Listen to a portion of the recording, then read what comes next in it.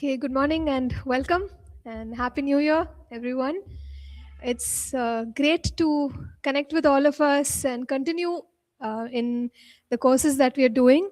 So, last semester we had a course on the keys to supernatural ministry, and this semester I'll be taking the course BC 214, which is called the human spirit. So, I'll share more about what we are going to learn in this course. But before that, let's pray and let's begin. Let's pray. Heavenly Father, we thank you, Lord, for this time. We thank you for the opportunity to learn from your word. Lord, we pray that you will equip us and strengthen us, Lord, in our walk with you. And we pray, Father God, that each one of us will be used mightily, Lord, that we will experience, Lord, the strength of the Spirit in us. We bless you, we honor you, we commit ourselves, Father God. We especially pray for all the faculty, for the students and their families, that, Lord, you will be with us, you will protect us, lead us, guide us, and fill us, Lord, with your Spirit. In Jesus' name we pray. Amen. Okay. So looking here at the chat, Shubham, you've message saying voice is not clear. Is it better now? Okay, great. Yeah, it's fine. So let me quickly just call out your names to welcome. Yeah, because we hardly get an opportunity to do that. Maybe at the start of the semester, it's good to do. So, Vanilla, then Alita, Anusha, Mahima, Vinay, Raju. Um, we have Ajay, Boaz, Deepa, Jeevan, Juliana, Samuel, Mikhail, Pradeep, Prem, Sharmishta, Shubham, Saubhagya, and Sriraj. Welcome, all of you. Really hope. Welcome. Happy New Year, ma'am. Thank you so much. So good to see all your names. Okay, and hopefully we'll hear everybody's voice also as we discuss things. Okay, so yeah. So this topic, developing the human spirit, what is it that we are going to learn? Yeah. So basically, we will understand that we are our spirit, and the fact that the spirit, just the way we have our body and our soul with certain abilities, functions, even the spirit has abilities, and there are faculties of the spirit. We have learned about this in some of the other courses as well, so some of it might be familiar, but some information could be new. So we learn about the faculties, and we will talk about the fact that the human spirit can be developed to that perfection that God wants. All right. So, based on what we are going to learn in this course, we can actually actively work on our human spirit. All right, to help us in our walk with the Lord as individual believers, and to help us in our ministry to be effective. So we'll look at these aspects one by one, so there will be better clarity. Today we are going to start with chapter 1. So we'll see whether we can complete the whole thing or maybe pick up a couple of portions and explain it well, right? So if you have any questions, you can ask also. So I hope you have the notes with you. Yeah, online students, the notes are in the classwork section, so kindly download and keep it open as we discuss. Okay. So we have some scriptures and we have to read them. So let's start with First Thessalonians chapter 5 and verse 23. If anyone can read it into the mic, or unmute and read, online students, that will be very helpful. First Thessalonians 5 and verse 23.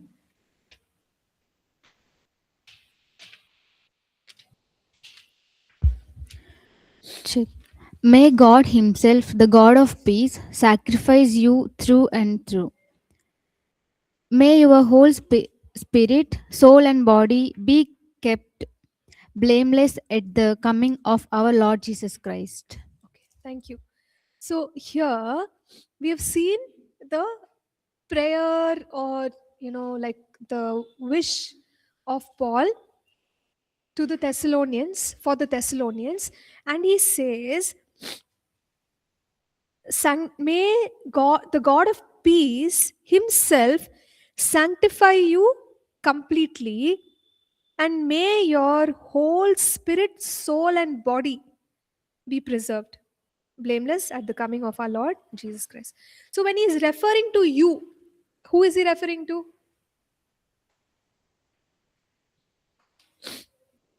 In this verse, the Thessalonians. Yes or no? So he's talking to a community of believers, and he's saying, okay, may God sanctify you completely. And it is interesting to note that when he is referring to individuals, right, the community is made up of individuals. To the individual, he is saying, your spirit, your soul, and your body. May God sanctify you in your whole person. So, notice there are three parts that he has mentioned when he says you. Okay? So, the understanding that we gain here is that we human beings, created in the image of God, are tripartite. We use the word tripartite, three parts make us whole. What are these three parts? We said spirit, soul, and body, the way Paul has mentioned here. So, when it comes to the spirit, in the Greek language, the term used is pneuma. Okay. You would see that in the Hebrew language, they use rua. That's another term, but in the Greek language, it is pneuma. So, pneuma, which is the spirit part of us, is the real person that you and I are. And we will talk more about it. Now, coming to the soul. Okay. Soul in the Greek language it comes from the term suke. So we know about psychology, right? So suke is like the root word that describes the soul. What is the soul? Could you share with me? It's one part of, yes, Vinay. Correct. Our thoughts, our feelings, our reasoning. Yeah, sure. Okay. So in order to just put it in a in a couple of words, we say mind, will, and emotions. That is what the soul contains, the capacity of the soul. So when we say mind, that has to do with our thinking, with our reasoning, with our analysis, our understanding, the gaining of knowledge. So that's the mind part of us. The second is the will. Will is what? What is the meaning of will? Yeah, just share with me whatever you understand. Hmm. That's perfect. That's what it is, right? The ability to determine and make decisions. I'll do this, I won't do this, I'll wake up at 5 o'clock. So it is a decision that we have to make. The soul enables us to make those choices. And emotions, that's very clear. We sometimes say I think, but many times we say I feel, right? We go by our emotions. We feel happy, we feel joyful, or we're feeling sad. So those are emotions. We say that the soul is the seat of our mind, will, and emotions. What is the Greek word to describe the soul? Suke. Very good. All right. Now, the third part of us, which is the physical body, this is in the Greek language, it is called soma. Yeah, and we know what the physical body is. It is what God has given us in order to live the natural life. And this is the body which, there are many names given. Paul refers to it like a tent. He says, this tent, I'm going to put away this tent, right? So we need the physical body to interact with the natural world. Yeah, and that we all understand. So when man dies, what happens to the physical body? Yeah, it will decay. So we know from the book of Genesis, God took man from the dust, and then we see the Bible say, okay, to dust we return. So the physical body in that sense, it's not going to last. It's temporary, which God has given us to live on the earth. But there are the other parts of us which live on. So we'll talk more about the spirit. Now we have an idea, three parts, tripartite being, spirit, soul, body. We said the Greek word is pneuma, suke, soma. All right. Now, when it comes to the spirit, that is, we put it as the real person. Okay. Who are you? Your spirit. Actually, that's who we are. I am my spirit. Yeah. But see, in the natural world, it's understandable. We define people by their personality, we define people by their physical appearance. We say, oh, this person is tall, this person is strong, this person is lean. Description is based on appearance in the natural, or their personality. They're very bold or they're very shy. But actually, the real person is the spirit. We pay attention to the soul a lot, my mind, my emotions. I'm going to work on all this. And then we pay attention to the body. I'll eat good food, I'll sleep enough, I'll exercise. What about the spirit? The real person is who? The spirit. Okay. So the quality of the spirit matters. We'll discuss a lot about it in this course. Ultimately, God wants not just the body and the soul to prosper, but the spirit has to be healthy and strong, because that is the real person who you and I are. Okay. And the this spirit, just like we said, we have a body, right? uh, and the body has senses. So if you touch with if you put your hand into the fire, you'll take it out. Why? It's a sense. You can sense the heat.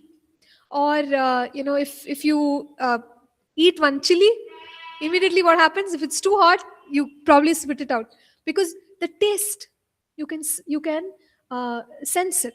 Or if you hear a loud sound, the hearing sense is operational. Okay. So in the same way, we must recognize that the spirit also has senses. The body is the entity with which we relate with the natural world. We are feeling, we are touching, we are eating, a lot of things we are doing, hearing, seeing, and we are interacting with the natural world. But when it comes to the interaction with the spiritual realm, the spirit, the human spirit, is going to interact with the spiritual realm. So if we are not aware of the faculties of the spirit man, then what happens? We don't know how to develop those senses. Okay.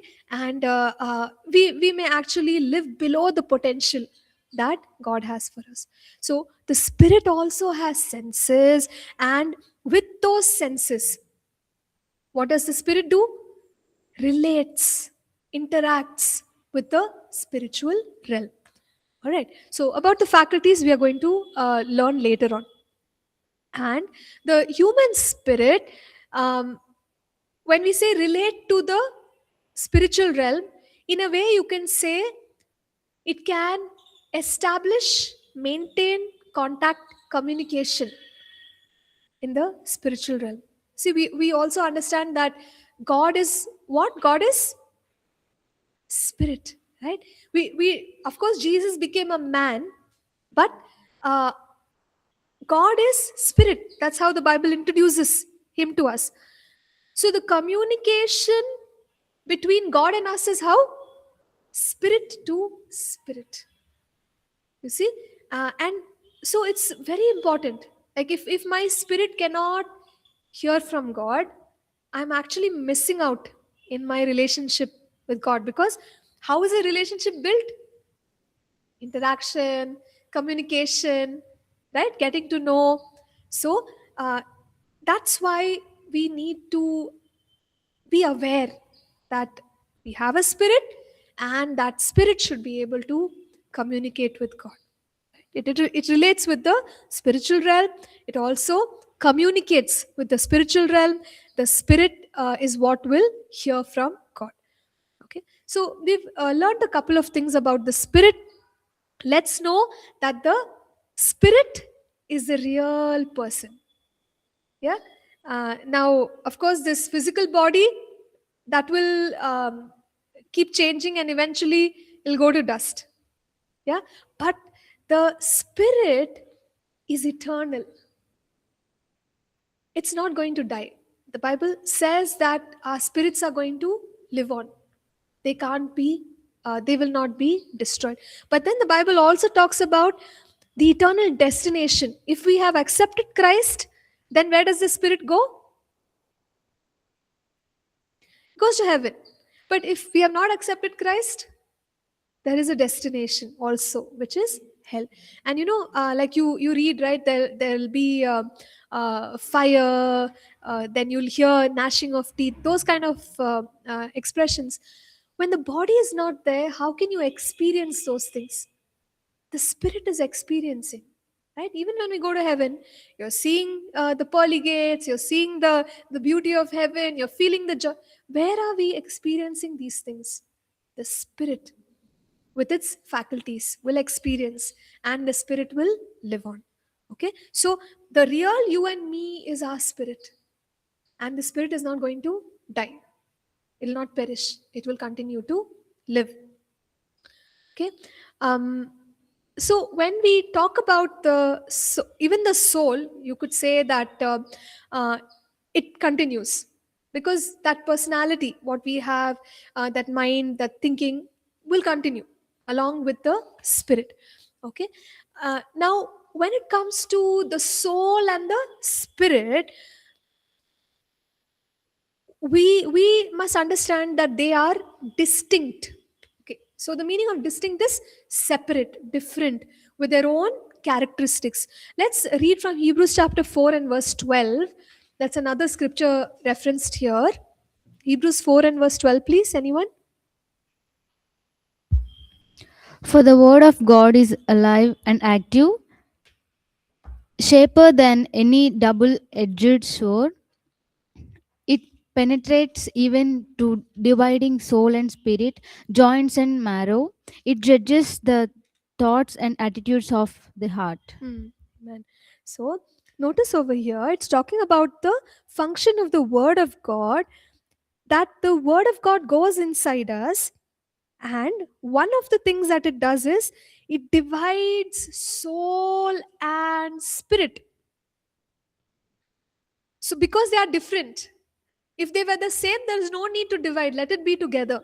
But because they are different, so I'm sure many of us have experienced this when hearing from God, we'll get a word, then we'll think, hey, is it me? Is it God? Why are we asking that question? Because we want to receive something in the spirit. A genuine reception in the spirit is what we are looking at. We don't want something from our own imagination, our own feeling. Sometimes when we pray for people, it happens. We have our own thing in our mind. Oh, this person should be like this. So, God, you do that in their life. That is from our own thinking. It's not from the spirit. But you see, the spirit can receive from God, and we are supposed to release that. Okay. So I mean, this is the primary thing that we want, to receive from the Spirit. Same way, when we are making decisions in our lives, we ask the question, is it my desire? Is it really from God? Am I really hearing from God? That division between soul and spirit. How are we going to recognize when we receive the word of God more and more? Right? When I'm walking more in the word of God, what happens? I'm able to discern, or I'm gaining the ability to distinguish. Hey, this is my soul, this is my spirit. Okay, but that's practice. We also see, I think it's Hebrews 5:14. That scripture also talks about, by manner of use we develop our senses. Okay, so that division is always there. But how are we going to distinguish between the two? Only by becoming a student of the word, by meditating the word. Colossians 3:16 says that the word of God dwell richly in your heart. So when you and I become that believer full of the word of God, we can understand, hey, this is where the soul stops, this is where the spirit starts. I know what is from God, and I know what is from me. Okay, are we all understanding? Okay, great. So the soul and the spirit are distinct. Okay, so we need to gain that discernment within us to know what is me, what is coming from God through my spirit. Now, when we read the Bible, what happens is, in the Old Testament, many places they use the word heart. Okay, um, give me any scripture that comes to your mind. Okay, delight yourself in the Lord; He will grant you the desires of your heart. Okay, so what is this heart that it is referring to? The Old Testament. We see that in the Old Testament, somehow the writing doesn't distinguish much between the soul and the spirit. It's kind of considered as one. So in some places, when you say heart, it could specifically refer to your spirit, but mostly it refers to both the soul and spirit together. Yeah, but when it comes to the New Testament, you notice, like we've seen First Thessalonians 5:23, where it talks about spirit, soul, body, three distinct parts of us. And again, we saw Hebrews 4:12, spirit and soul. There is a division. Okay, so in the New Testament, usually when it is when it says heart, it is generally pointing to the spirit of the person. But in the Old Testament, heart is used, for spirit, soul, and that's how you understand things. So the clarity somehow seems to be better in the usage of the New Testament. Okay, all right. So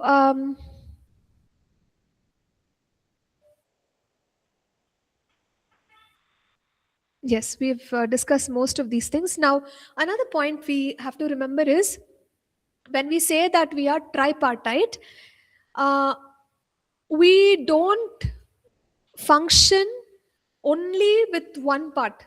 Like, okay, let's say my spirit. Okay, I can't say that, okay, my spirit will function, my soul and body will be quiet, or the other way around. You can't separate them. There is a kind of a connection that happens between all three parts of us. So if my spirit is filled with joy, my soul, you can see that. You might say, hey, what happened today? You're smiling.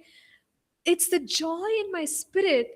It's seen in my emotion, and the expression is also visible on my physical body. So you see, there is a connection. It's not like, no, only the spirit functions, only the soul, and then the body. We can't make it function like that. There definitely is a connection.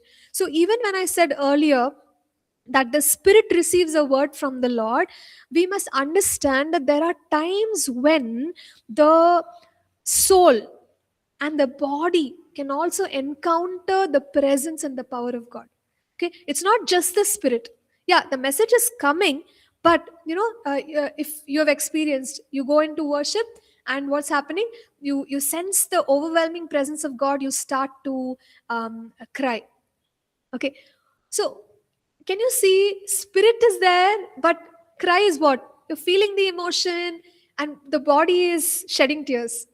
There is a connection. You can't just say, oh, people will only consider your spirit, forget about soul and body. There is a connection, and we can experience God touching us, not just in the spirit, but there are times when we can feel it in the soul, we can sense it even in the body. Okay, but most of the times, even if the soul and the body are engaged in something else, the spirit can pick up the communication. Okay, are we understanding what is being discussed? Okay, fine. So, you see, there are many times in our lives where we receive a prophetic word. And that prophetic word, it'll be wonderful if we only receive it when we are reading the Bible or when we are praying. But you see, there are times when you're probably doing something else. Okay? You're cleaning. Suddenly you get a word from the Lord. So, body is cleaning, mind is thinking about getting the work done. But what is happening? God's spirit is communicating with the spirit. So even if the uh, soul and the body are engaged in something else, what is the spirit doing? It's in tune with the spirit of God, and the spirit can continue to communicate, continue to relate, continue to receive from God. Okay, did we get that? Yes. All right. So you see, the there is a connection between spirit, soul, and body. God can touch the spirit, he can also touch the soul and body. At times when, let's say, the soul and the body are engaged in something else, even then God can directly communicate with the spirit. It can happen, right? So these are some of the things that we have to understand. Now when we speak about the connection between the body and the soul, yeah, so think about this. In the soul, we said it's the seat of our mind, will, and emotions, yeah. But in the body, how does this soul connect with the body? The thinking happens where in the body? In the body. Biology, brain, isn't it? So there is an organ. So you're actually thinking, the neurosciences will tell you, brain is thinking. Okay, but we know that it's not just the brain, there is a mind which is outside of the body. Where is that? It is in the soul. Got it? So there is a connection. Now if the brain is not thinking properly, maybe there is a problem in the soul. We're not thinking properly in the soul. That is affecting what? The body, the function of the physical organ. So there's all kinds of connections. Okay, so we really cannot say that each one is independent. So sometimes we can see these connections coming through. Now, if the body perishes and dies, can the mind still work? Am I asking trick questions? I don't know. Huh? Yeah, if the body dies, can the mind work? Yeah, in the physical body, but in the soul, it can, right? You can still think.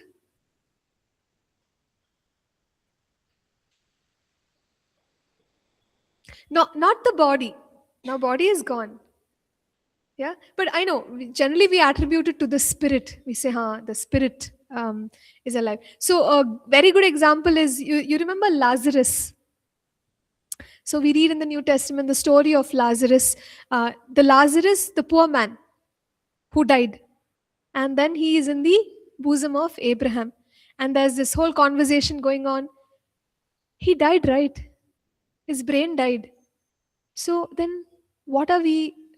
Who is this person? The spirit. Yeah. And maybe you can say the mind of the spirit or something, but the interaction is happening because that a person and the thinking, my point is the thinking is still alive. Yes or no? Yeah. I heard some sound. Online students, anything that you wanted to say add?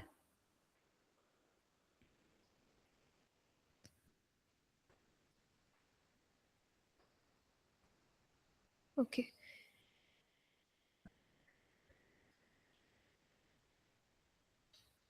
All right. So we'll continue.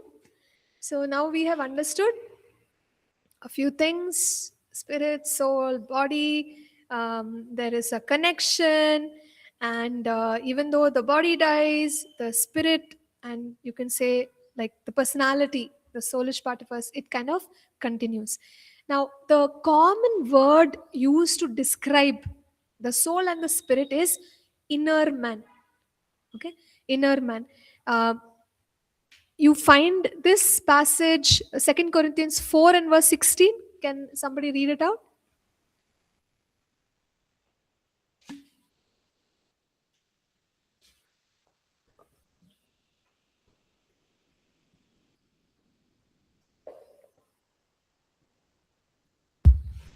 So we do not lose heart, thought our outer self is wasting away, our inner self is being renewed day by day. Amen. So, outer self, inner self, or inner man, outer man. Inner man refers to what? Soul and spirit. Then outer man, body. So, outer man perishes, but inner man is doing what? Being renewed. Being renewed. Some of us, year after year, we're growing older. And we get scared. Oh no, I'm growing older. But look at the fact the Bible says your inner man can be renewed. So, inner man is young and strong. So, that's a great reason for us to rejoice in the Lord. Outer man perishes. Look at the outer man. Maybe you're weaker and you get some gray hair and whatnot. But inner man, fresh, strong, and we can continue like that in the Lord. So that's a very encouraging thing. Ephesians 3 verse 16.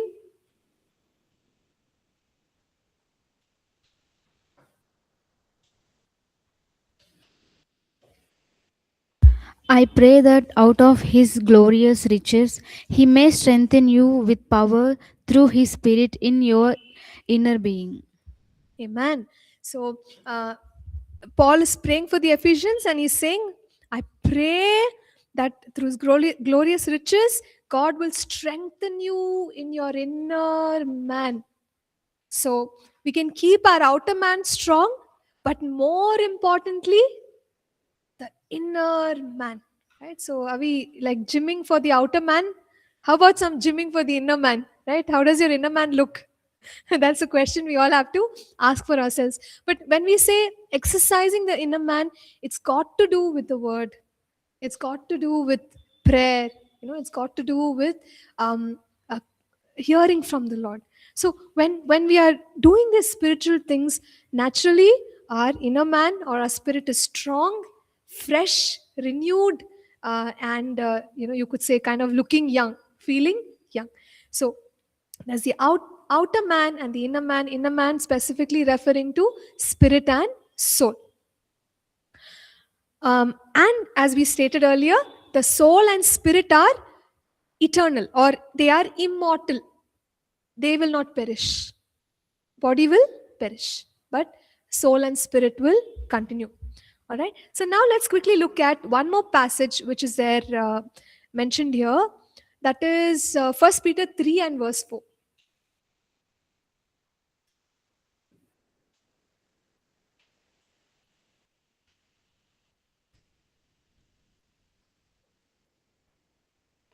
Okay, who wants to read it? Please read it into the mic.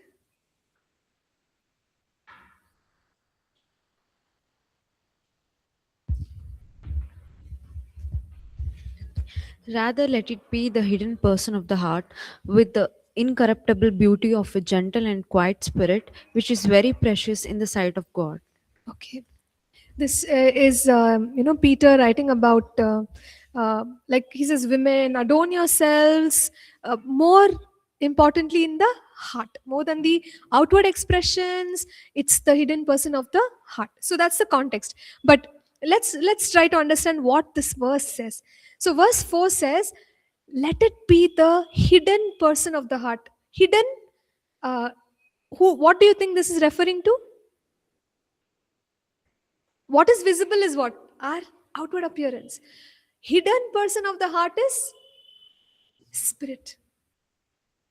So here it is referring to the spirit. And he's saying incorruptible beauty of a gentle and quiet spirit. So we can understand that the spirit uh, is valuable, and the spirit can be perceived, or the beauty of the spirit can be perceived. And what kind of beauty is it? Incorruptible beauty. So external beauty, to some extent you can say corruptible, meaning perishing. But for the spirit, it's a beauty that can linger on. So beyond the external, there is an internal, which is the spirit and the beauty of the spirit.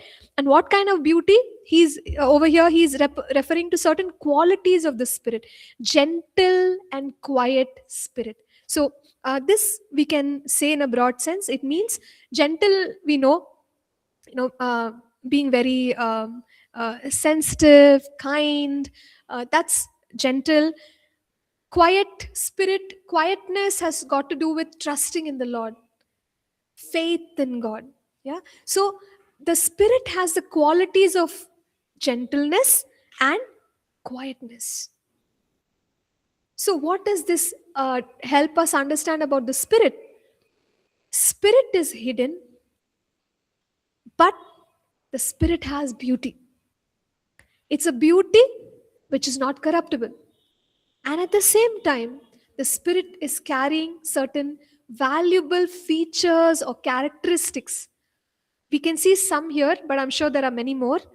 Uh, this is the real person who we are. Okay? And when we are carrying the wonderful qualities of the right spirit, it is precious in the sight of God. Notice, in the sight of God. So, what does that mean? The Bible says when David came, like man looks at the outward appearance, but God looks at the heart. So, God is more interested in our spirit.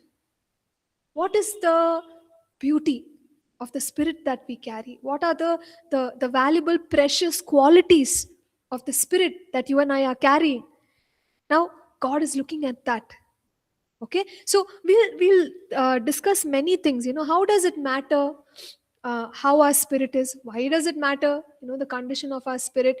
How is that condition of the spirit going to affect the life and ministry of a person? Yeah.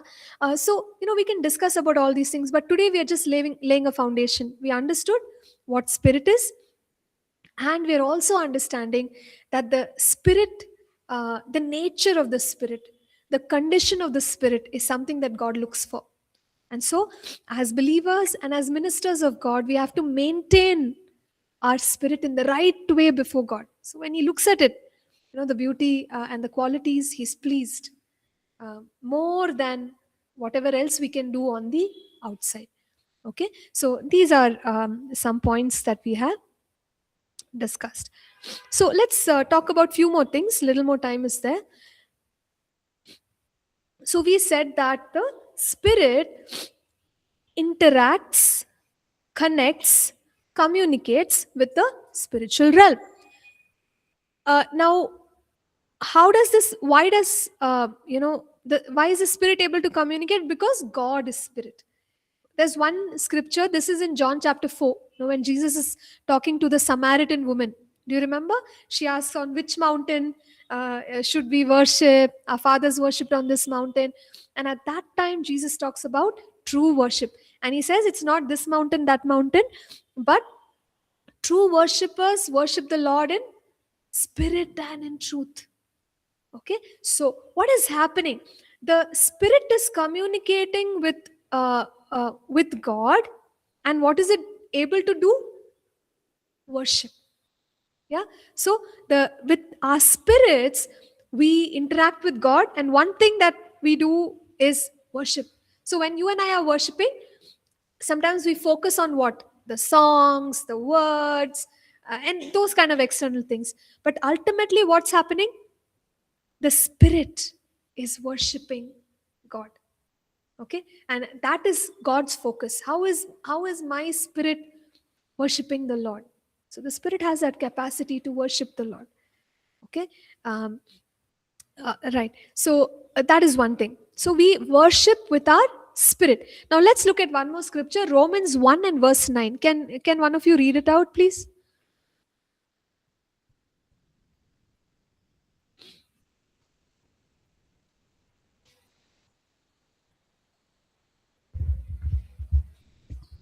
God, whom I serve in my spirit in preaching the gospel of his Son, is my witness how constantly I remember you. Amen. So the words of Apostle Paul to the Romans, and what is he saying in verse 9? Chapter 1, he says, "For God is my witness, whom I serve with my spirit." Okay, so we just learned that how do we worship? Spirit. My spirit is what is worshiping God. Okay, and of course, my soul, my body, everything joins along in that worship. Now, coming to serving the Lord. How to serve the Lord?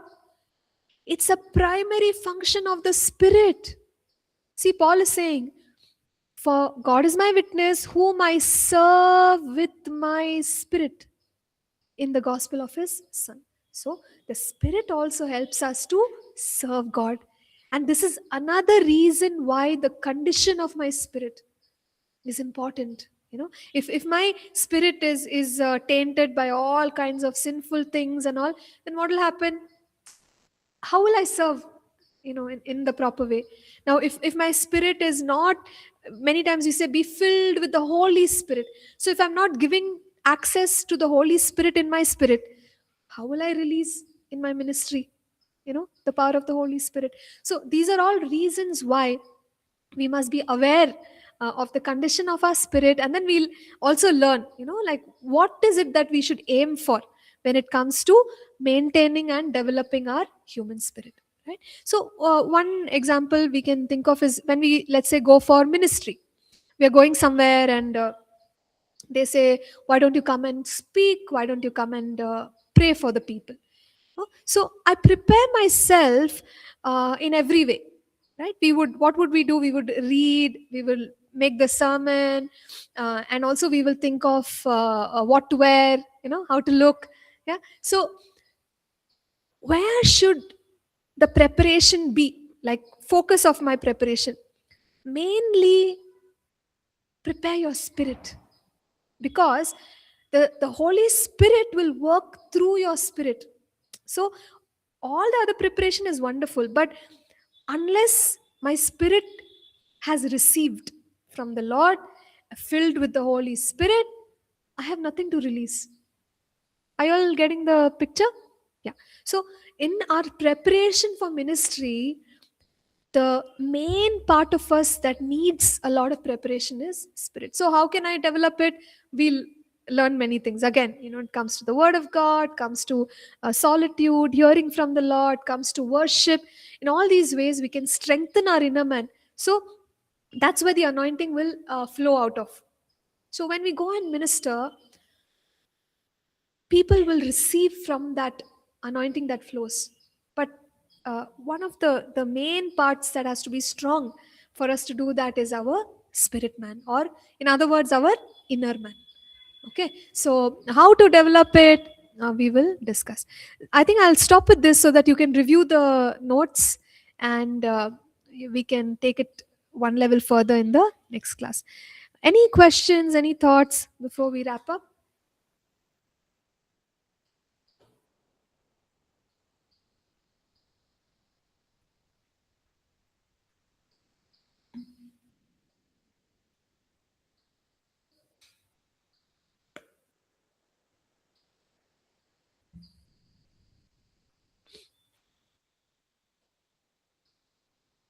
Okay. No, ma'am. All right. No worries. Then we'll stop with this. Let's pray and close for today. It'll be better if you can read and come, then you'll understand much more. Uh, can anybody from the on-campus batch lead in prayer? You can pass the mic this side. It's stuck in that corner for a long time.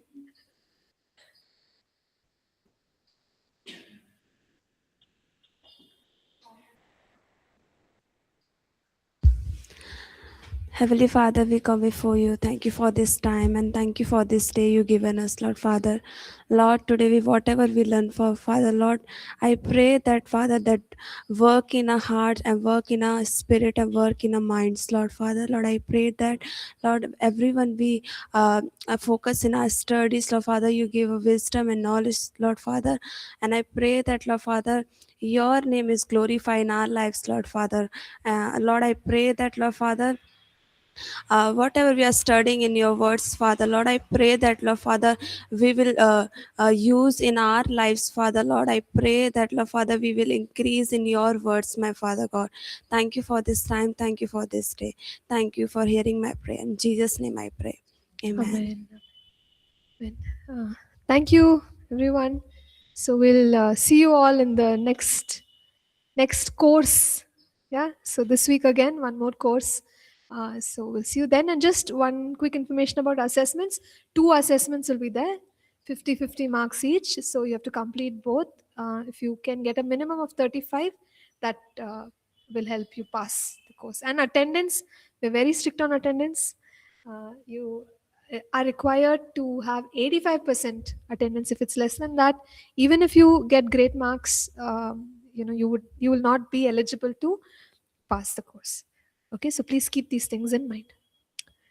Okay, so thank you and bye for now. Thank you. God bless you.